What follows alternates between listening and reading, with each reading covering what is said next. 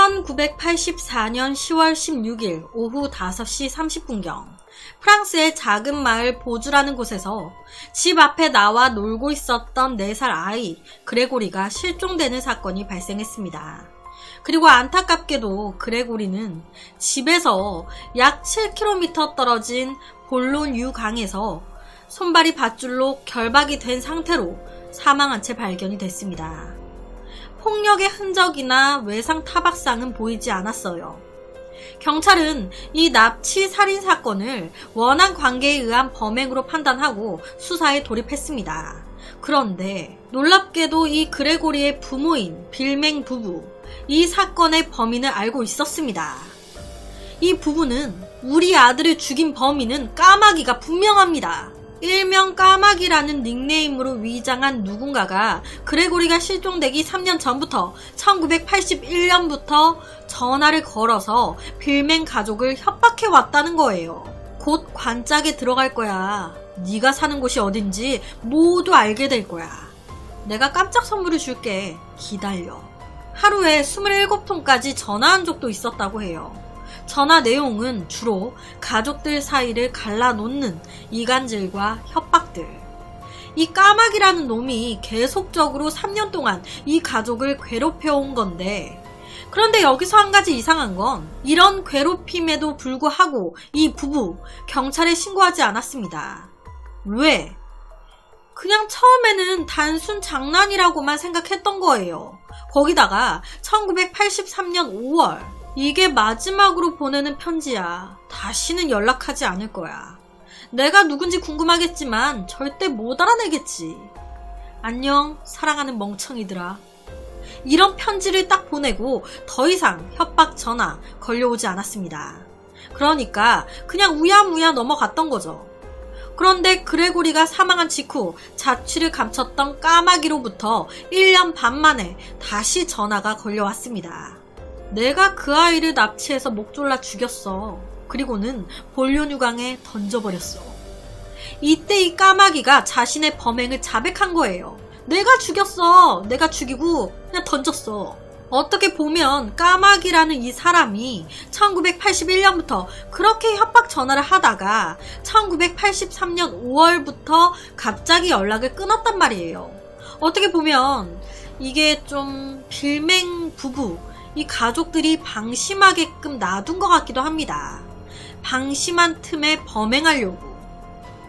익명 뒤에 숨은 이 까마귀의 행각은 매우 대범했습니다. 무엇보다 이 빌맹 부부와 가족들을 매우 잘 알고 있는 듯 보였어요.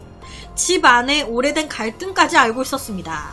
그러다 보니 수사의 초점은 그레고리의 아빠인 빌맹의 지인과 가족에게로 향했습니다.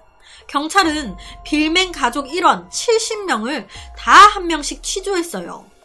그 중에서 까마귀를 잡아내는 건 생각보다 쉽지 않았습니다. 왜냐? 까마귀로 의심되는 사람이 많아도 너무 많은 거예요. 그레고리가 사망하고 다음날 10월 17일 빌맹 부부에게 편지 한 통이 도착했습니다. 편지 내용은 부디 슬픔으로 괴로워 죽길 바래. 당신들은 돈으로도 아들을 살릴 수 없어. 이게 내 복수야, 이 새끼야. 아무래도 이놈 그레고리의 아빠 빌맹에게 상처를 주려고 힘들게 만들려고 빌맹의 아들 그레고리를 죽인 것 같다라고 추정했습니다. 즉 지나가다가 욱해서 납치해 죽인 게 아닌 철저히 오랜 계획하에 이루어진 범죄다.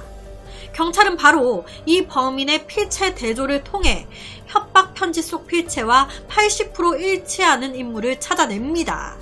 그 사람은 바로 아빠 빌맹의 친척인 베르나르.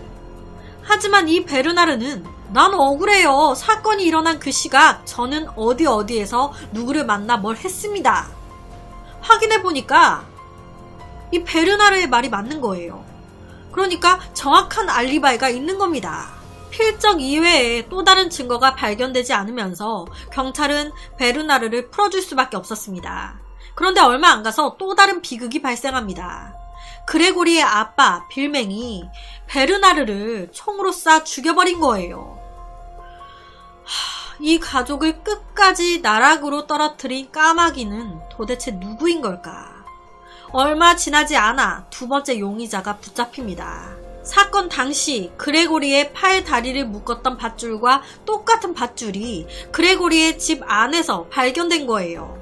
그리고 사건 당일 오후 그레고리의 엄마인 크리스틴이 우체국에서 편지 한 통까지 붙였다는 사실이 밝혀집니다. 즉 까마귀는 그레고리의 엄마 아니냐? 엄마가 아들을 죽인 거 아니냐? 하지만 이에 대해서 엄마 크리스틴은 억울하다라고 주장했습니다. 그리고 그녀 역시 증거 불충분으로 무죄. 얼마 지나지 않아서 또 다른 세 번째 용의자가 나옵니다. 사건 당일 범인 까마귀의 전화를 받은 그레고리의 삼촌 미셸. 이 삼촌이 용의선상에 오른 이유는요. 사건 후에 한 취재 기자가 조카 그레고리가 사망해 슬프지 않습니까? 라고 물으니까 이때 미셸이 그 둘은 아주 나를 바보로 알아요. 그런 일을 당해도 싸다고요. 라고 대답을 한 거예요. 평소에 이 미셸은 경제적으로 여유로웠던 빌맨 가족을 굉장히 시기 질투해 왔었다고 해요. 그러다 보니 그 질투심에 이 가족의 행복을 깨트리고 싶어서 자기 조카에게 이런 말도 안 되는 범죄를 저지른 게 아닐까. 하지만 미셸 역시도 증거 불충분으로 석방. 이 외에도 그레고리의 아버지 빌맹의 사촌인 뮤리엘 빌이 이런 얘기도 합니다. 사실 우리 가족이 협박 전화와 편지 보냈어요. 애를 강으로 데리고 가서 목 졸라 죽인 뒤에 버렸습니다. 왜냐? 그레고리 아빠가 너무 싫어서요. 이거는 자백한 거잖아요. 이렇게 다 얘기했는데 막판에 갑자기 진술을 번복합니다. 사실 제가 했던 말 다 꾸며낸 말이에요. 다 거짓말입니다. 그러면서 풀려나요. 왜? 증거가 없으니까. 백주 대낮에 4살짜리 어린 아이가 납치당하고 살해당하고 강에 유기까지 됐습니다. 하지만 그의 범행을 본 사람은 아무도 없어요. 증거조차 하나도 나온 게 없습니다. 누굴 잡아 넣든 간에 증거가 없으니 무용지물인 거예요. 하지만 한 가지. 용의선상에 오른 사람들이 모두 그 어린 그레고리의 가족들이라는 게 좀 너무 말문이 막힙니다. 친척, 삼촌, 엄마. 저는 개인적으로 이거 준비하면서 그레고리의 엄마, 아빠와 이 직계 가족을 제외한 사촌들 전부가 공모해가지고 한 건 아닐까라는 생각까지 들더라고요. 지금 들어보시면 아시겠지만 사촌들이 다 하나같이 그레고리 아빠 빌맹을 싫어하잖아요. 뭐 다른 사촌도 뭐 우리 가족이 사실 보낸 거다 그러고 또 다른 삼촌은 그들은 그렇게 당해도 싸다 이런 식으로 얘기하고 그러다 보니까 이 사촌들 이 아빠의 사촌들이 다 공모해서 했던 게 아닐까. 이 죄 없는 어린 아이가 어른들의 시기 질투심에 희생이 된 건 아닐까라는 그런 생각까지 들더라고요. 하지만 결론적으로 이 사건은 아직까지도 미제 사건입니다. 도대체 이 귀여운 아기를 죽인 사람은 누구인 걸까요? 까마귀는 누구인 걸까? 범행하는 그 순간 이 아무것도 모르는 아기의 눈을 마주치면서도 아무렇지도 않게 그 짓을 어떻게 할 수가 있었을까요? 사람도 아니야 정말.